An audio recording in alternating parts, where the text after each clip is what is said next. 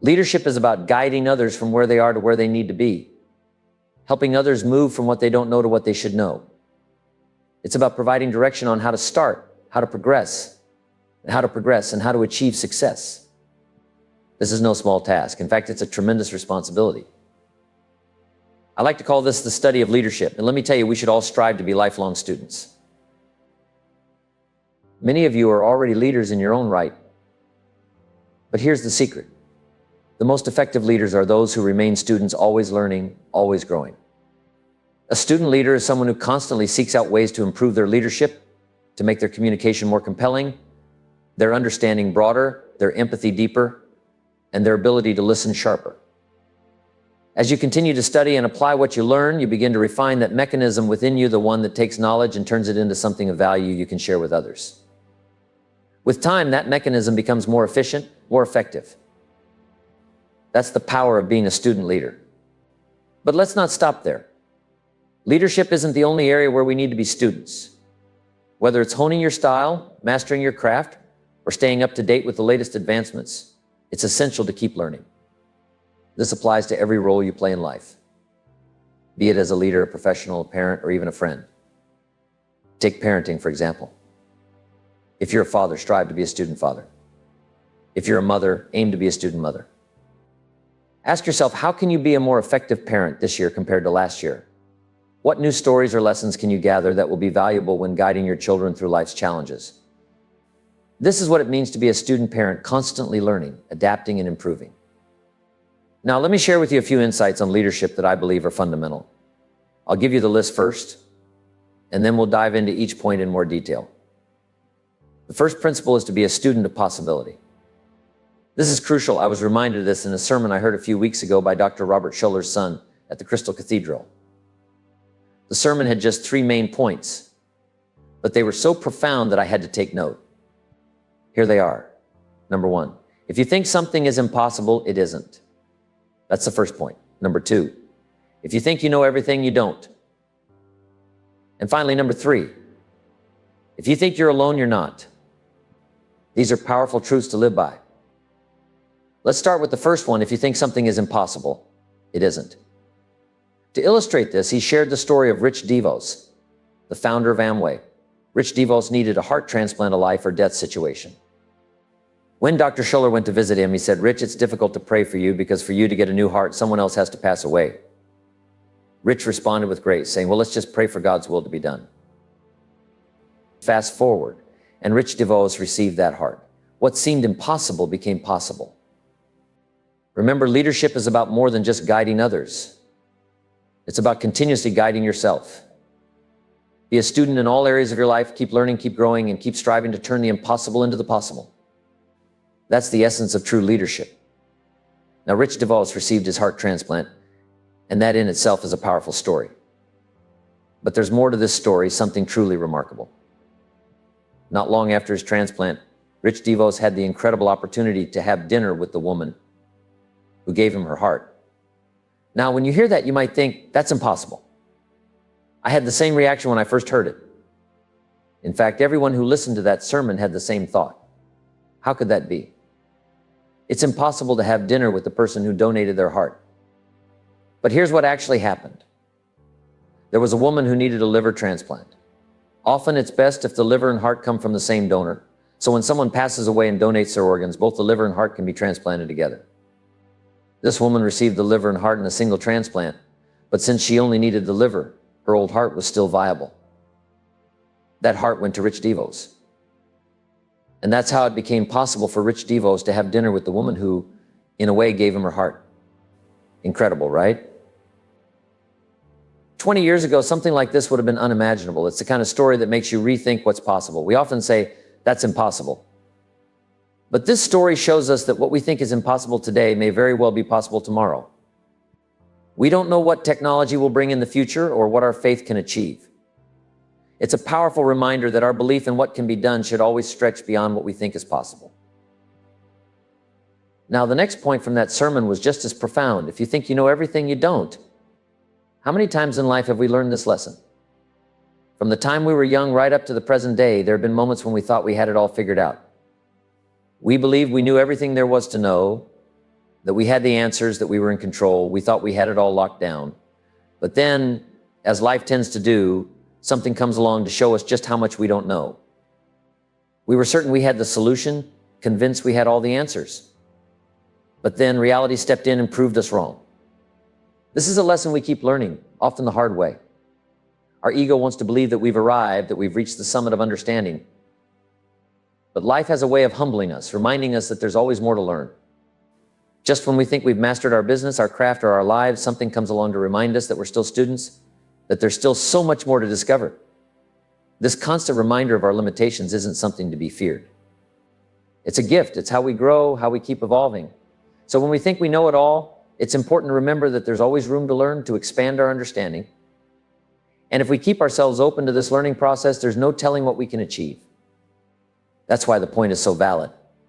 If you think you know everything, you don't. The next point is truly powerful. If you think you're alone, you're not. Now that's an interesting thought, isn't it?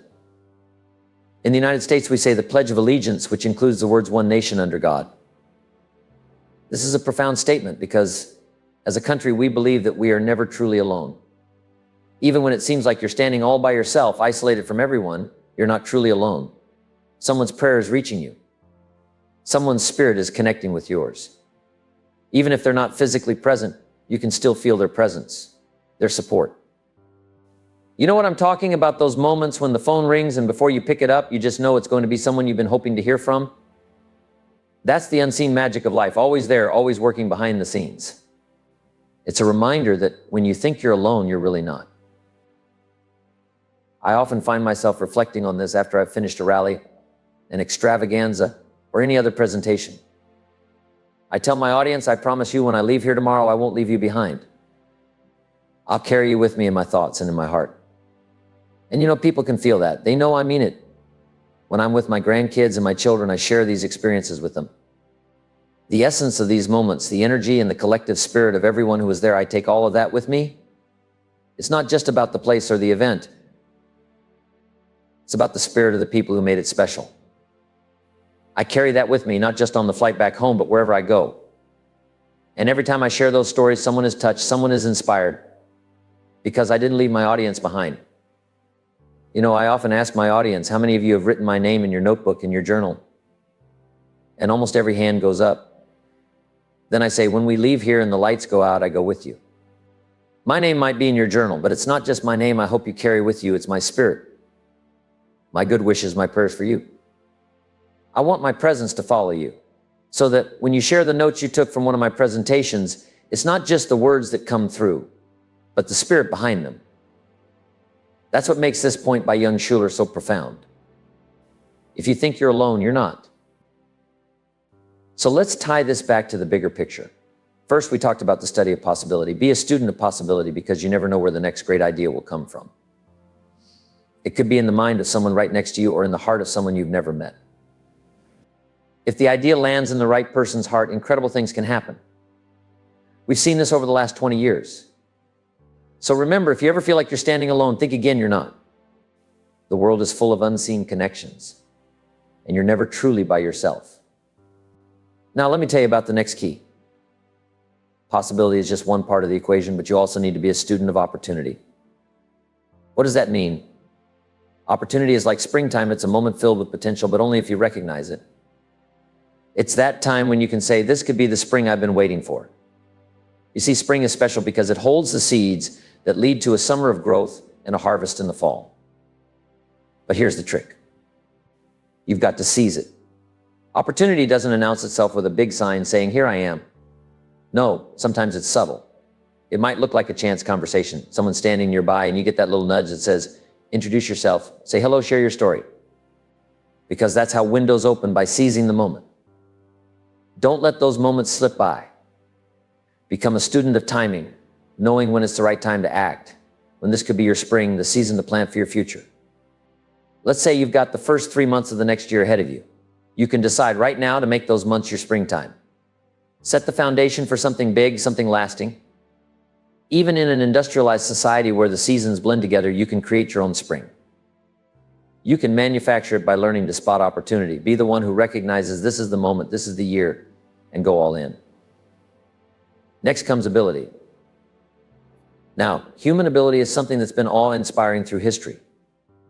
Think about what we've accomplished in the last 6,000 years, especially in the last couple of centuries, what people have achieved since the birth of America. But let's look at the last 1,000 years or so during the Renaissance.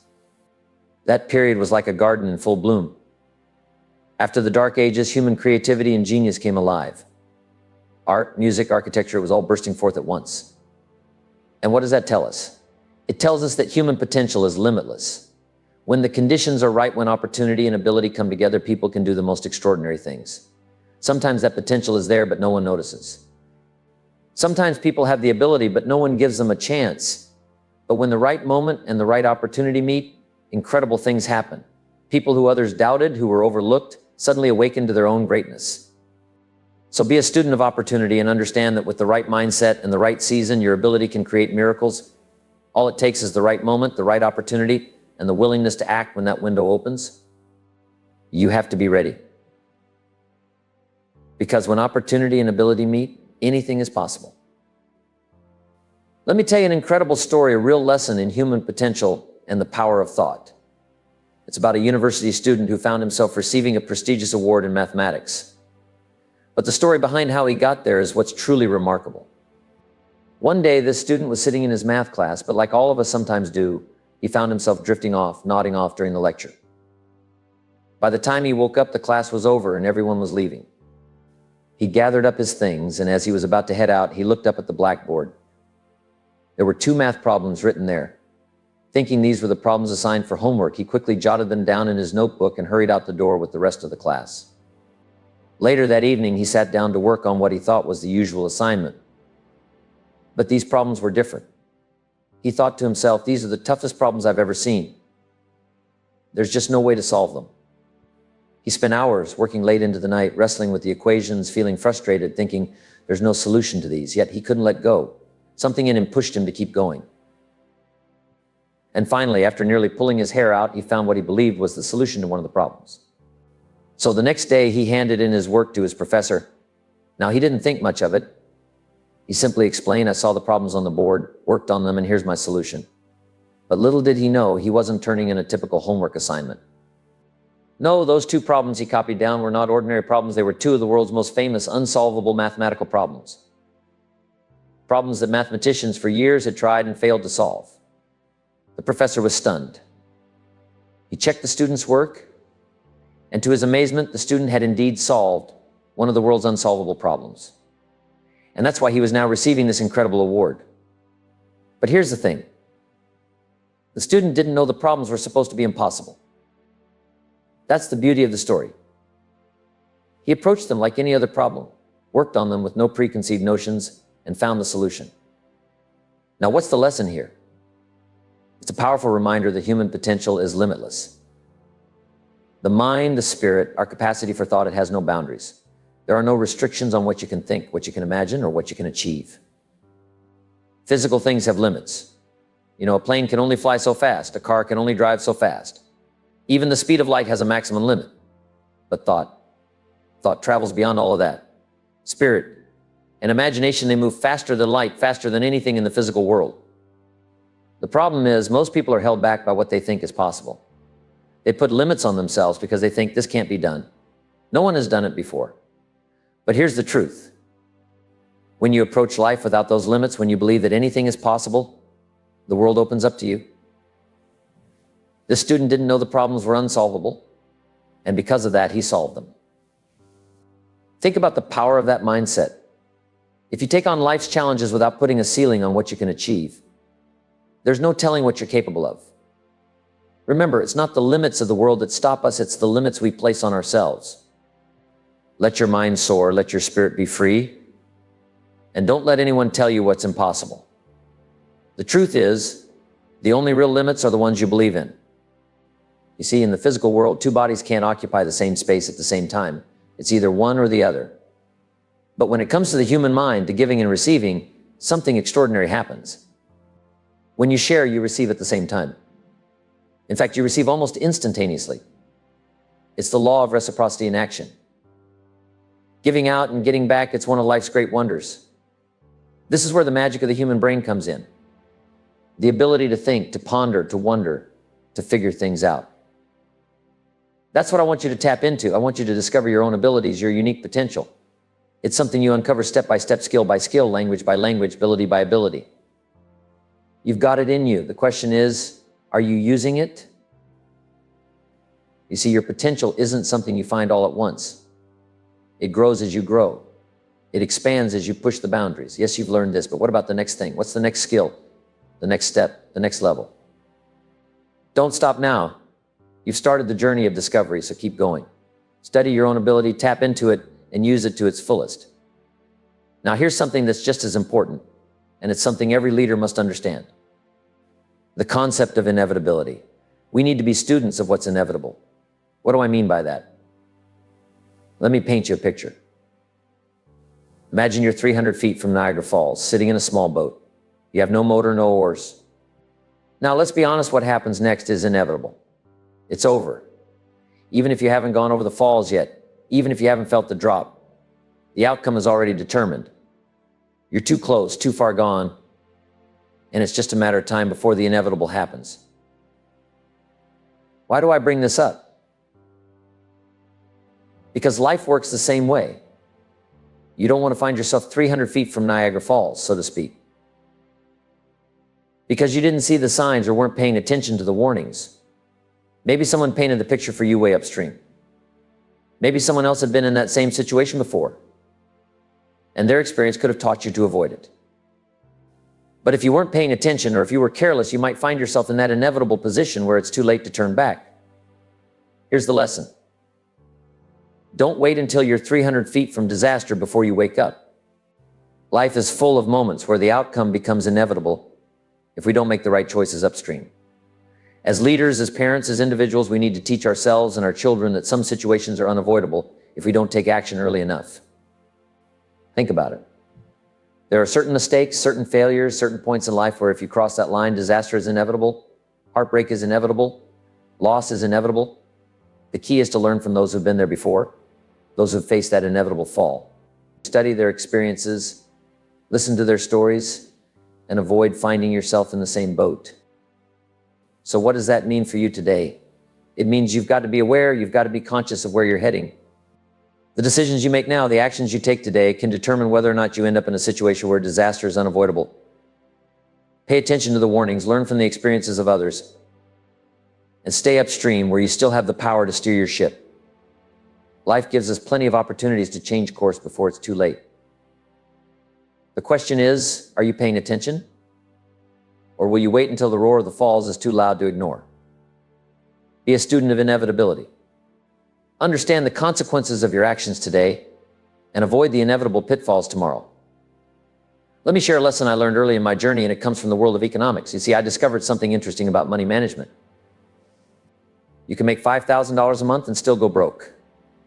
Now, back then, $5,000 a month was considered quite a lot.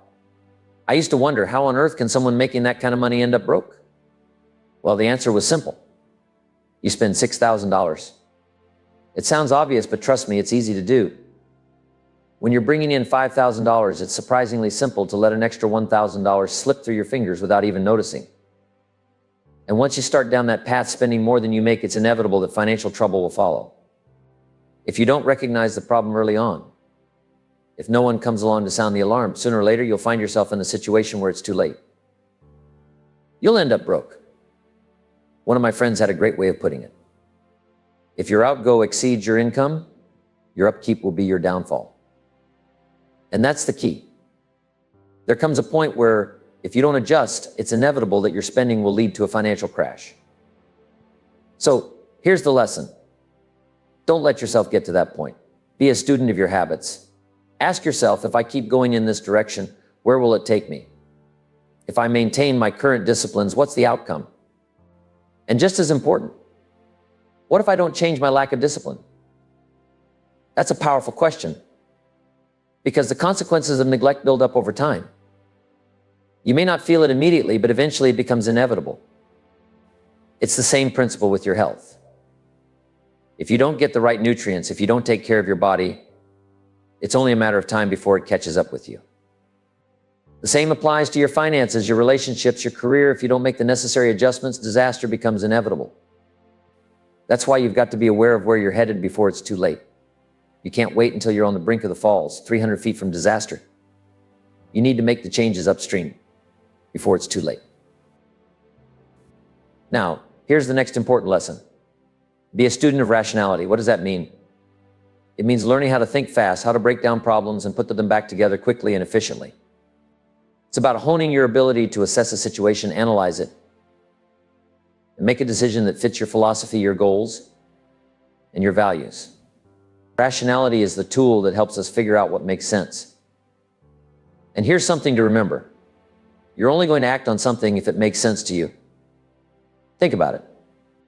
We can hear all kinds of advice, but if it doesn't align with our thinking, if it doesn't click with our own rational mind, we're probably not going to act on it. Sure, sometimes we step out on faith, but even then, it's because it makes sense to us to take that leap of faith.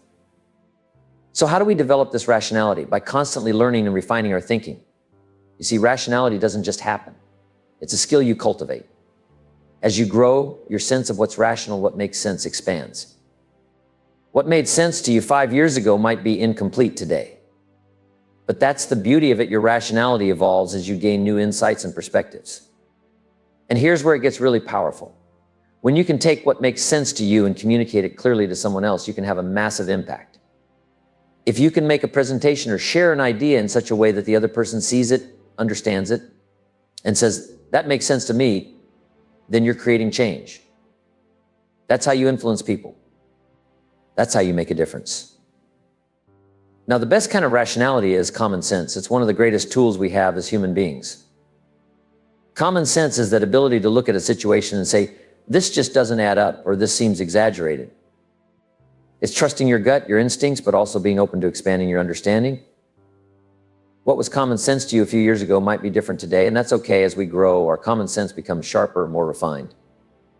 So here's the final point.